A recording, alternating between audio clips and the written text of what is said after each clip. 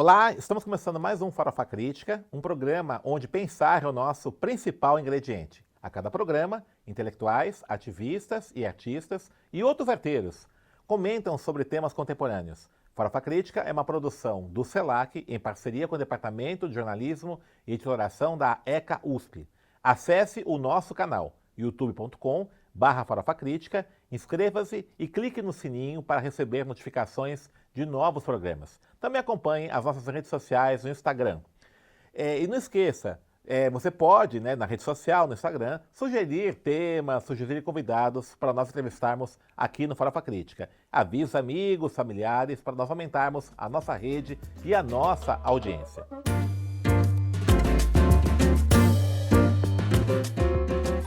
E o Farofa Crítica de hoje recebe Vitor Blota. Vitor Blota é professor da Escola de Comunicações e Artes da USP e membro do Núcleo de Estudos da Violência aqui da Universidade de São Paulo e um especialista na área de direitos humanos.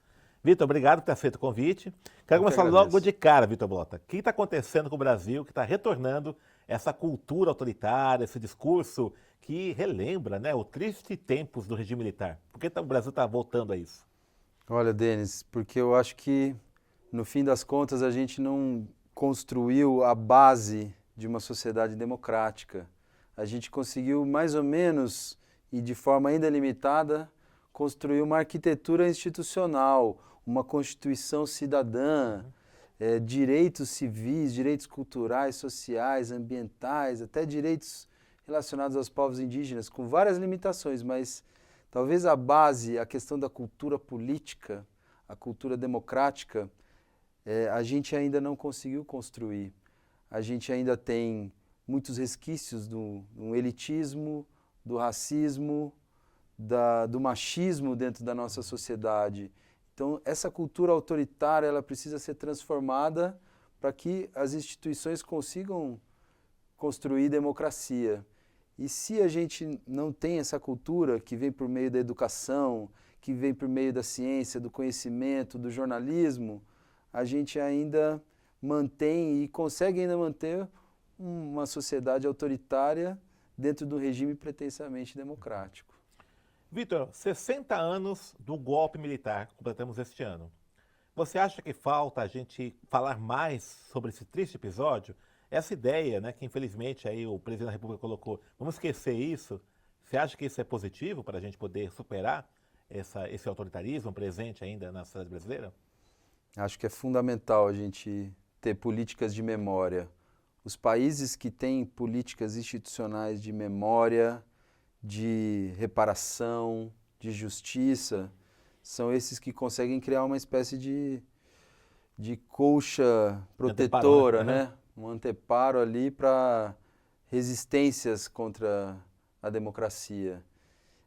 Mesmo assim, há dificuldades, há rompantes, autoritários, a gente vê mesmo na Alemanha que tem uma política de memória muito forte, ainda há retrocessos para o nazismo, neonazismo, então a gente precisa fortemente trabalhar nessa política de memória e aí assim, em vários sentidos, podemos trabalhar tanto na produção de informações, na publicação de livros, ou seja, nessa parte informativa sobre o que de fato aconteceu, para as pessoas conhecerem e entenderem os absurdos, as violências gravíssimas que ocorreram, mas a gente também deveria trabalhar no registro da produção documental, da produção artística e também do trabalho educacional, para daí, com isso, mostrar como que o germe do autoritarismo pode ressurgir em qualquer momento. A gente tem que sempre estar atento. Então, é como o professor Paulo Sérgio Pinheiro fala, o autoritarismo ele vive em banho-maria, e em determinados momentos ele começa a se efervescer novamente. Então as políticas de memória vão segurar esse banho-maria, talvez não serão eliminados totalmente esses interesses para o autoritarismo, mas a gente consegue então, com essa cultura democrática, com essas políticas de memória, amenizar e pensar em formas de entender esses traumas, essas violências tão graves que ocorreram. Aqui em São Paulo, nós tivemos aí, nesses primeiros meses de 2024, um recrudescimento aí da violência policial. Nós tivemos aí os casos lá da Baixada Santista, né? E apesar dessa violência, né, extremada aí das Forças de Segurança de São Paulo, o governador do estado de São Paulo tem altos índices de popularidade. A que você acredita esse tipo de situação que a violência, de repente, acaba sendo um bônus de popularidade eleitoral? Bom, acho que tem a ver com essa cultura mesmo, da ideia de que a ordem vai ser gerada a partir da violência, a partir do medo. E isso é uma sensação mesmo que vem de diversos setores da sociedade em relação a transformações sociais, fluxos migratórios, vão gerando aquele medo, aquele receio da população que já tem determinados bens, determinadas posições sociais e que acham que a partir da violência, a partir dessa repressão, a gente vai conseguir estabelecer a ordem. Mas não é isso que acontece.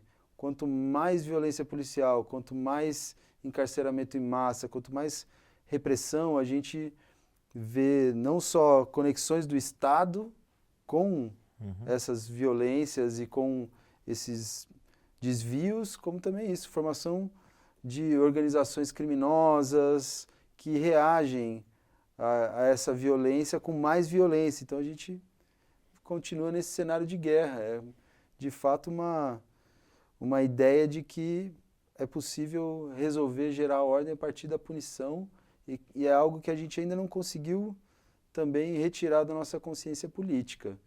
Então a gente entende nesse sentido, né? Muito mais às vezes por uma impressão, uma imagem de ordem do que uma eficiência, um resultado, porque o resultado está aqui, né? A criminalidade não diminui, a violência policial não diminui, os índices de saúde mental dos policiais, violência também em relação às polícias, então... E também está essa bancada da bala, né? Parlamentares se eleitos com esse tipo de discurso, né? Exatamente. Nos parlamentos todos aí, né? Exatamente. Então a gente cada vez mais está vendo que você proferir discursos de ódio, discursos punitivistas, é algo que gera voto. E aí também com a dinâmica das plataformas digitais, vai se tornando algo mais ou menos estrutural. Se você não tiver discurso de ódio, se você não tiver uma pauta autoritária, dificilmente você vai ganhar visibilidade. O Núcleo SUS da Violência, que você faz parte, tem pesquisado o que ultimamente? Nós estamos concluindo um ciclo de 10 anos de uma grande pesquisa sobre a legitimidade e a confiança nas instituições, ou seja, o que é capaz, ou quais fatores determinam a atribuição de autoridade pela sociedade em relação às instituições? Quais são os fatores que geram confiança da população em relação às instituições? A gente fez um estudo muito detalhado a partir de surveys pela cidade toda, diferentes áreas separadas por várias técnicas estatísticas que a gente chama de áreas-chave. E a gente foi percebendo, por exemplo, que mais ou menos 55% da população da cidade de São Paulo tende a obedecer e atribuir autoridade às instituições porque sentem que as leis têm uma função social, têm valores, ou seja, obedecem em relação a valores, obedecem em relação ao interesse coletivo das leis. Isso é um bom sinal, porque não só obedecemos por meio do medo, por meio da expectativa de punição. Então, isso, claro, é distribuído muito desigualmente pela cidade, eu estou falando em termos mais gerais, mas isso é um dos resultados. Em termos de desigualdades, como é que você tem esse dado da desigualdade, dessa distribuição? Sim, e aí, por exemplo, a gente vê que quem tem menos contato com a polícia é quem confia mais na polícia. Certo. As populações que têm mais contato menos confia. Então, a gente também tem outras linhas dentro dessa pesquisa, que é, por exemplo, sobre a autolegitimidade das instituições. Então, como os policiais atribuem autoridade a si mesmos e como a justiça também busca construir essa imagem, né, de confiança na sua própria autoridade. E a gente identifica ali também muita desigualdade nos níveis hierárquicos da polícia. Então, os praças não têm um reconhecimento em relação ao seu trabalho e aí por isso também acabam adotando, vamos dizer, principalmente aquele currículo escondido, que é o currículo em relação à violência, e fazer o ciclo da justiça pelas próprias mãos completo. Uhum.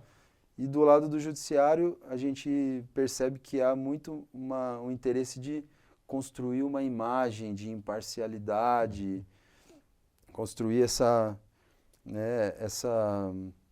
aura de que há uma decisão justa, de que há uma discrição dessas autoridades. Então, são alguns resultados que a gente vai tendo. Outros resultados interessantes são em relação à socialização dos jovens com as leis e as autoridades, principalmente autoridades familiares, professores e polícia. E aí a gente vê claramente uma desigualdade racial. Então, os jovens pretos foram muito mais abordados pela polícia do que os jovens pardos ou mesmo, principalmente, os jovens brancos.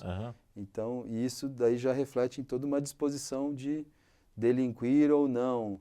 E cada vez mais, aqueles jovens que são tratados com respeito, que têm a sua visão de mundo, as suas opiniões ouvidas, são aqueles que têm menos disposição de praticar alguma violência, de delinquir, de descumprir alguma regra.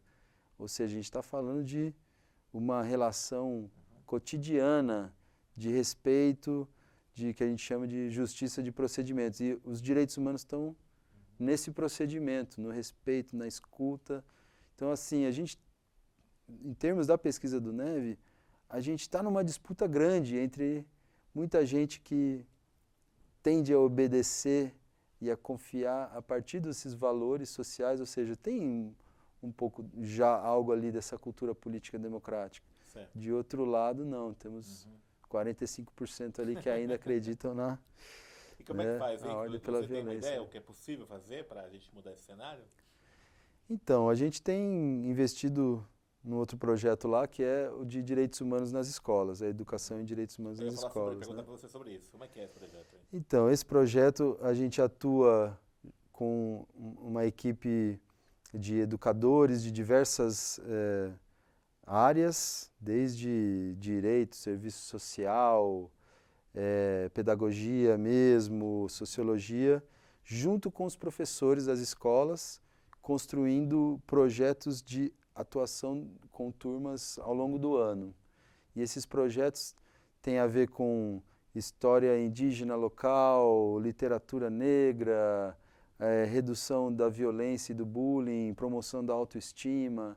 E aí a ideia é construir com esses jovens, ao longo do ano, atividades para sensibilizá-los em relação a direitos humanos e depois, principalmente, promover vivências desses direitos. E essas vivências são experiências, às vezes num local distinto da escola, mas experienciar mesmo, vivenciar essa necessidade de cada um escutar o outro, vivenciar espaços, ou seja, experienciar a fruição desses direitos mesmo. E aí com essas vivências a gente também vai levantando informações e aí produzindo podcasts, vídeos, ou seja, monitorando os direitos humanos naquele contexto. E aí com isso também pensando em propostas de transformação dos espaços. Tá. Então, modificando ou fazendo uma intervenção nas grades. Quantas escolas estão atingindo? Atualmente, nesse projeto, a gente está com 3 escolas parceiras. Certo. Uma escola... Escolas públicas? Todas escolas públicas. Uma delas chama Ubaldo Costa Leite, no Jardim Guarani, na Brasilândia. A outra é a Amélia Quer Nogueira, na Zona Sul, no Jardim Horizonte Azul, dentro do Distrito Jardim Ângela. E temos agora uma escola nova, parceira, que é a Maestro Pietro Bon, que é na cidade de Paulínia. Essa é municipal, de ensino fundamental e médio. E como é que tem sido a reação dos jovens, adolescentes a esse projeto? Então, a gente iniciou com um trabalho bem profundo com a construção desses projetos com os professores, mas os jovens têm cada vez mais se envolvido e mostrado que eles têm interesse e conhecimento sobre os direitos e as violações dos direitos no seu cotidiano. E aí com isso vão trazendo também as situações, vão se engajando nessa produção de informações também, por meio dessa dimensão mais de educomunicação. E aí com isso eu acho que a gente constrói essa coisa importante da vivência, que independente da gente discordar de algumas questões referentes aos direitos humanos, a gente está trabalhando junto, convivendo e aprendendo muito uns com os outros, porque as realidades são sempre distintas, as histórias de vida são distintas. Então, a gente pensa muito mais nessa ideia dos direitos humanos num processo contínuo, certo, do que vamos chegar num resultado em que todo mundo fala a mesma língua. Então, tem sido um grande desafio. Esse projeto funciona desde 2017, mais recentemente que a gente está com esse financiamento da FAPESP para avançar. Então, uma das questões é isso. Quanto que a gente consegue construir práticas democráticas e impedir retrocessos que tem a ver com essa perspectiva dos direitos humanos? Essa pauta assim, é uma coisa que me preocupa um pouquinho, né? Particularmente quando tem um dado assim que é preocupante, né? A polícia militar mais violenta que tem no Brasil é a da Bahia, né? Que é um estado governado já há 5 gestões pelo Partido dos Trabalhadores, que é um partido do campo progressista, né? Você acha que a própria esquerda está deixando meio de lado essa agenda de direitos humanos? Está ficando, por conta de não trazer ganhos eleitorais, está ficando meio escanteada? O que você acha disso? O que a gente fala bastante lá no Núcleo de Estudos da Violência é que há uma falta de um grande programa de segurança pública aliada com direitos humanos. É que, inclusive, esse é o grande debate, né? Porque muito se critica que o campo progressista não tem proposta para a segurança pública, né? Para a segurança pública é uma agenda só do campo mais conservador, né? Exatamente. Então a gente já chegou a ter aquele Pronace nas primeiras gestões do Lula, que tinham ideias interessantes, voltado para essa perspectiva mais de policiamento comunitário, voltado para premiar programas importantes da polícia, que seja mais de redução de danos, mais de trabalho junto com a comunidade. Mas, mais recentemente, a gente não teve isso. A última iniciativa foi aquela proposta de um sistema único da segurança pública, que veio ali no final do governo Temer, tinha proposta de algumas organizações sociais, como o Fórum Brasileiro de Segurança Pública, mas acabou não indo para frente. Ainda assim é uma coisa meio institucional, de cima para baixo, sendo que esse trabalho tinha que ser muito mais ligado aos territórios, ligado a essa construção mais localizada da segurança, claro, dentro de um grande plano. Esse avanço aí da extrema-direita do mundo inteiro não te preocupa, não? Do fascismo, aqui da Argentina agora, nosso vizinho, na Europa. Me preocupa demais porque minha sensação é isso, as instituições não são capazes de limitar, de refrear esse tipo de movimento que vai minando, né, a estrutura democrática meio que por dentro, né, vai corroendo. E aí, assim, a nossa perspectiva atual lá também dentro do núcleo é nos voltarmos mais uma vez para essa questão da cultura política, da cultura autoritária, em que medida as discussões sobre gênero, raça, religião, ou seja, toda essa questão de sentidos e produção de sentidos que geram, vamos dizer, convencimento para um caminho mais democrático, um caminho mais autoritário. É por ali que a gente tem que olhar para pensar assim, nesse futuro da democracia. Porque tudo bem, se a gente tiver instituições, elas podem depois ser corroídas e minadas. Agora, se a gente tiver e acho que cultura política talvez seja um termo muito amplo, mas se a gente tiver essas diferentes formas de vivência e de educação para a área de direitos humanos e cultura da paz, e aí trabalha um pouco dessa ideia também de uma democracia do dia a dia. Uma coisa, eu queria até conversar um pouco sobre isso, assim. Porque quando eu participei do Roda Viva lá com o professor Giano Butti, né? E eu da democracia, TV pública e tal. E uma coisa que eu perguntei, é uma coisa que me preocupa muito, assim, né? Até que ponto a palavra democracia, ela não, acaba ficando um tanto esvaziada se ela não tem um significado na vida material das pessoas, né?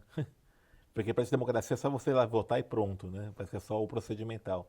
Como é que você vê como é que supera essa transcendência, né? Porque a gente, como você colocou muito bem, a gente montou uma arquitetura institucional com o fim do regime militar, entretanto não houve uma transformação de conteúdo, né, em toda a arquitetura política do Brasil, então você mantém ainda um sistema de segurança pública, né, autoritário, tem aquilo que a gente comenta bastante, né, no movimento negro, que as periferias vivem situações parecidas de regimes autoritários, né, com invasões de domicílios, sem mandados e tudo isso. Como é que você vê isso, né? Essa necessidade da gente ressignificar a democracia, né? Fazer que a democracia tenha um sentido para a vida das pessoas, né? Não meramente um procedimento formal. Então daí eu acho que a gente tem que atuar nessas esferas mais sociais, no âmbito familiar, no âmbito educacional, no âmbito Da escola. da escola, das organizações sociais, e aí nos dispor também a estar junto com aqueles dissidentes, com aqueles que também não concordam plenamente, mas estando junto, talvez a gente consiga chegar ali mais no meio termo. Então essa coisa da democracia no dia a dia também vem um pouco das reflexões ali junto com alguns pesquisadores da teoria crítica, como o Huriel Mello, que ele vem falando, né? Não adianta a gente, agora a gente vai ter que recuperar canais de participação democrática, mas as pessoas não estão querendo só isso, as pessoas estão querendo ser respeitadas na sua identidade de gênero dentro de casa, estão querendo ser ouvidas na sua, enfim, nos seus interesses culturais dentro de casa, ou também as suas identidades no âmbito da escola, no âmbito do trabalho. E aí muitas vezes a gente vê as empresas também com o pé atrás, essas políticas de educação e letramento racial, por exemplo, falar, eu não sou racista, por que eu tenho que ficar sabendo sobre o racismo? Então, muitas vezes tem a ver com essa ideia de que, olha, não, isso precisa ser para todo mundo, né? E no dia a dia, e não só, talvez, nessa macropolítica, né? É um pouco essa coisa. É uma coisa assim, eu não sei se você concorda comigo, né? Parece que acho que é um pouco produto dessa fase neoliberal do capitalismo, esse acirramento da competição, né? Essa lógica da competição está muito forte com essa fragmentação do trabalho, né? Precarização, acaba favorecendo esse tipo de discurso, né? Autoritário, né? Que tudo vale em prol de você vencer. Exatamente. E aí a gente começa a perder um pouco dessa ideia de que o meu direito só existe quando o outro também tem esse mesmo direito. E às vezes implica eu dar um passo atrás e me auto-restringir em relação a um direito que, na verdade, talvez antes fosse um privilégio. E muito mais, então, de convivência mesmo com os diferentes. Eu acho que isso tem um pouco a ver também com as violências, né, e grandes traumas culturais e sociais. Porque quem vive um grande trauma, uma grande violência, se torna muito fechado em relação aos outros. Só quem vai entender vão ser aquelas pessoas que sofreram as mesmas violências. Então, parece também haver esse fechamento, talvez junto com uma cultura neoliberal, que daí os grupos acabam se antagonizando mais do que tentando achar meios comuns, né, esferas comuns, e claro, também, de novo, a comunicação contribui para essa fragmentação toda, né? Aí tem uma coisa assim, que uma outra preocupação, quando a gente pensa na democracia, na diversidade, até que ponto, quando você naturaliza discurso autoritário, você não está criando, como é que eu vou dizer, um cria-cuervos, né? Você está criando um monstro na sua sala, né? Porque eu vejo muito isso, assim. Então, de repente... E é interessante isso, né? Porque você vai pegar esses neofascistas autoritários, né? Eles dizem que, à medida que você estabelece regulação, limites para a ação que eles estão fazendo, isso é autoritário. Né? Então, de repente, eles são os defensores da liberdade, né? E nós somos autoritários. Exatamente. Então, o direito de ser machista, o direito de ser LGBTofóbico, de ser racista, né? Bem que você vê um pouco... Essa coisa do Elon Musk, né, por exemplo. Né? Então, agora, não, isso não pode ter regulação das redes, que isso é autoritário, isso é democrático, né? Então, essa apropriação da ideia de democracia, de liberdade, por parte de quem quer combater, né? Como é que você vê isso daí? Sim, então, aí eu acho que a gente tem que pensar mesmo mais em quais são essas manifestações legítimas, as expressões legítimas. E, claro, fazer uma combinação entre a minha intenção, a intenção do falante com a recepção do ouvinte, mas o que a moralidade pública, as normas e a nossa cultura estabeleceu como limites ali. Então, a proibição do racismo, a proibição da censura, a proibição da tortura. Então, se você vai no espaço público querendo usar uma expressão que viola esses princípios, você está passando dos limites. E aí eu acho que dá para a gente pensar em termos de limites, mas também dá para a gente pensar em termos de convivências e complementaridades, não são exatamente limites. Se para você se expressar você precisa retirar o direito à expressão, o direito à personalidade, à imagem do outro, violar isso, a gente já está transgredindo, está passando, está negando para o outro aquilo que você quer assumir para si mesmo. Então, acho que a gente tem que revelar essas contradições e aí talvez pensar mesmo, olha, a gente tem que pensar talvez numa perspectiva um pouco mais moral e educativa do que só jurídica, porque fica parecendo que é sempre um bloqueio autoritário. Então, sim, nós somos vítimas do autoritarismo se vier por uma via judicial, por uma via policial, uma via punitivista. Então, a gente tem que convencer, enfim, trabalhar muito mais nessa perspectiva de que, olha, nem toda expressão é legítima. E aí, o meu direito não termina quando começam os outros direitos. Meu direito começa onde começam os outros direitos. Sim. Em relação de reciprocidade. Então, aí implica muitas vezes a gente ter que dar um passo atrás. Eu acho que, poxa, eu acho que eu tô negando para o outro aquilo que eu estou querendo para mim mesmo. Então, mas claro, a gente... É ética, o imperativo moral de Kant, né? O imperativo moral de Kant, acho que repensado. Repensado, ser porque repensado. que a gente está numa convivência de liberdades mais do que só uma autorreflexão das liberdades. Né? Beleza, Vitor. Agora, assim, quem quiser conhecer mais o Neve, as pesquisas suas, onde pode achar, né? Faz um merchan do bem aí. Ah, legal. Aqui falando aqui Bom, bacana ali. o Núcleo de Estudos da Violência, só colocando nos sites de busca, vocês já conseguem encontrar. Temos vários seminários, várias pesquisas, bastante fácil de encontrar. Agora, o Projeto de Direitos Humanos em Escolas, que é o POD, Projeto Observatório de Direitos Humanos em Escolas. Vocês encontram também algumas páginas lá dentro do NEV, mas também vamos no futuro, aqui no próximo semestre, construir um site próprio. E também temos as redes sociais, as mídias que vocês podem acessar também desses dois projetos, do Núcleo, tanto quanto do POD. Muito obrigado. Valeu, obrigado, Vitor. Valeu. Obrigado. Então estamos encerrando mais um Farofa Crítica, que hoje recebeu o professor Vitor Blota, que falou sobre direitos humanos, a luta contra a cultura autoritária e as demandas para a gente construir de fato uma sociedade efetivamente democrática para todos.